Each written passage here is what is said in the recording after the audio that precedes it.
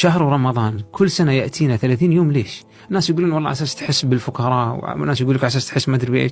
هذه معاني صحيحة لكنها معاني ثانوية. بس ما هو المعنى الذي ذكره القرآن؟ قال لعلكم تتقون. التقوى ما هي؟ التقوى هي الالتزام مع الله ومع العباد. إذا التزمت مع الله ومع العباد فأنت متق. الغرض إذن من صيام رمضان أن تتعود على الالتزام. أليس الله عز وجل يريدك أن تلتزم بالتكليف لكي تقوم بمهمة الاستخلاف في الأرض؟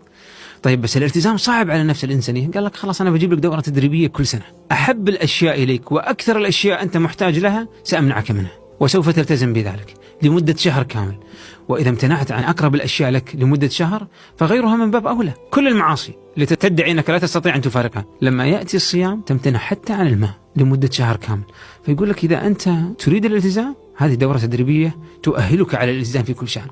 فهذا يعطينا بعدا تربويا أنه لا يكفي، ولم يقل فقط اتقوا الله، لا، أعطانا دورة تدريبية سنوية لكي نتدرب على كيفية أن نكون متقين.